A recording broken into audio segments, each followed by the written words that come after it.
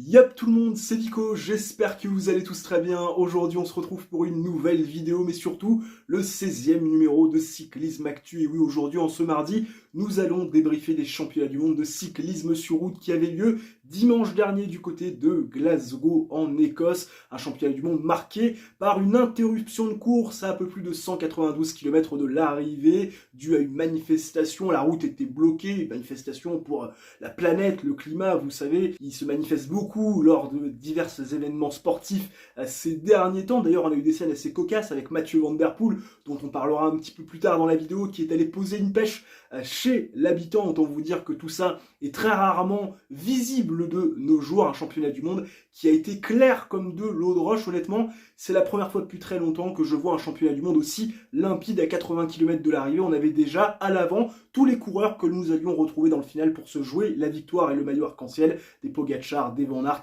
des Van Der Poel, des Pedersen et bien sûr la surprise Alberto Bettiol, ancien vainqueur du Tour des Flandres en 2019. Et oui, lui aussi un Flandrien. Alors bien sûr, on a eu des attaques, notamment de Remco Evenepoel à de multiples reprises. Et d'ailleurs, on s'est peut-être posé la question en regardant la vidéo, bizarre de ne pas voir Evenepoel cité dans les favoris ou dans les outsiders. Il y a même un abonné, dont je me souviens plus du nom, excuse-moi d'ailleurs, qui m'a interpellé dans les commentaires. Remco Evenepoel, pas dans les favoris, pas dans les outsiders, c'est quand même risqué. Je lui avais expliqué que ce parcours me semblait trop technique et effectivement, le scénario de course m'a donné raison puisque Remco Evenepoel, certes très motivé, qui semblait quand même avoir des jambes correctes pour tenter de défendre sa couronne, eh bien, a été bloqué par le format de ce circuit final, 48 virages et autant de relances et malheureusement, pas de ligne droite assez longue pour pouvoir développer sa puissance qui lui aurait permis de prendre 6-7 secondes sur la concurrence et peut-être voir à l'arrière des garçons commencer à cogiter et à se regarder et finalement la course s'est décantée comme je l'avais pressenti sans Remco Evenepoel et cette course elle a pris un tournant différent à 50 km de l'arrivée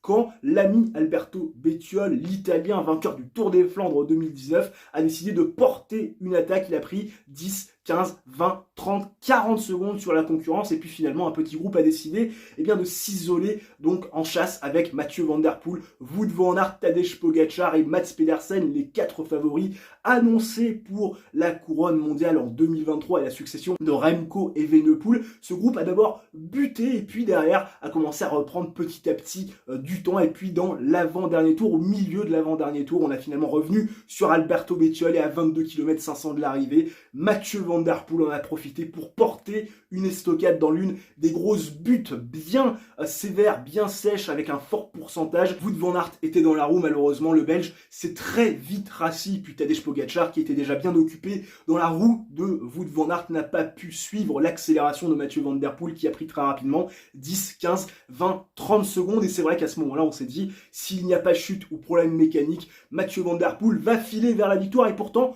chute il y a eu à 16 km 500 de l'arrivée pour le néerlandais puisqu'il a chuté dans un virage à droite rendu très dangereux à cause de la chaussée qui avait été mouillée par une averse écossaise quelques minutes auparavant. Il est allé percuter des barrières, heureusement pour Mathieu Van Der Poel. Pas de casse mécanique ni de problème trop important physiquement parlant. D'ailleurs, Wout van Aert s'est plaint de ne pas avoir été informé de la chute de Mathieu Van Der Poel qui a pu repartir très rapidement puisqu'on le rappelle, au championnat du monde comme sur les championnats nationaux, il n'y a pas d'oreillette et c'est vrai que Wout van Aert s'est un petit peu plaint de ce manque de technologie qu'ils ont d'habitude sur les courses importantes et jugeant que les championnats du monde, qui est considéré comme le 6e monument par beaucoup de spécialistes et par beaucoup de coureurs, méritaient aussi d'avoir une oreillette, mais on va pas se le cacher, même si Wout van Aert avait été informé de la chute de son rival néerlandais, clairement il n'aurait à mon sens jamais pu revenir puisque Van Der Poel paraissait très fort et Van Der Poel va s'imposer, lever les bras finalement sur la ligne d'arrivée. Adrie Van Der Poel, son papa, et Raymond Poulidor, son grand-père,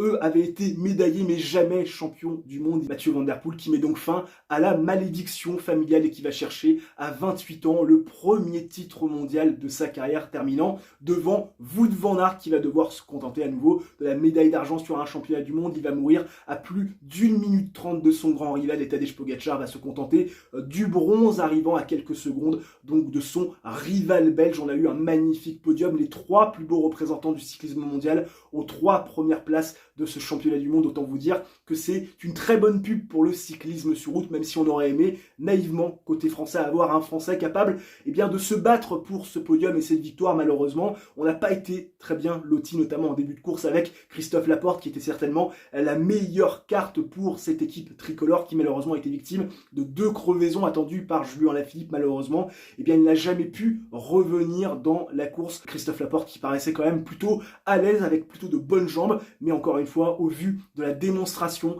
des 4 favoris de devant, franchement, je pense que ça aurait été extrêmement compliqué pour Christophe Laporte d'avoir le même bonheur que l'an dernier. Le premier français, c'est Valentin Madouas qui termine 15e. On a eu un Benoît Cosnefroy qui s'est sacrifié pour permettre à Valentin Madouas de revenir. Malheureusement, Valentin Madouas a été victime de jambes assez lourdes. C'est vrai que le français, depuis son titre de champion de France acquis à Cassel au mois de juin dernier, a clairement beaucoup de mal. On l'a vu sur le Tour de France, être beaucoup moins actif et présent à l'avant que ce qu'il avait pu faire lors du Tour de France l'année d'avant. Et c'est vrai que ces championnats du monde, sont malheureusement dans la continuité de son dernier Tour de France. Il va se contenter d'une 15e place sans avoir véritablement pesé sur la course. Mais encore une fois, c'est un parcours qui a mis tout le monde à sa place, et ce, très rapidement. À noter qu'il y a eu seulement 51 arrivants sur ces championnats du monde. On le sait, ça a été un parcours extrêmement atypique. Beaucoup ont décidé de jeter l'éponge, et c'est vrai qu'à titre personnel, dites-moi ce que vous en pensez dans les commentaires, je trouve que c'est un petit peu un manque de respect de ne pas aller au bout de cette course, sachant qu'on a quand même le maillot de sa sélection. Je le dis et je le répéterai jamais assez, pour bon nombre de spécialistes et de coureurs, le championnat du monde est un 6e monument, et c'est vrai que je vois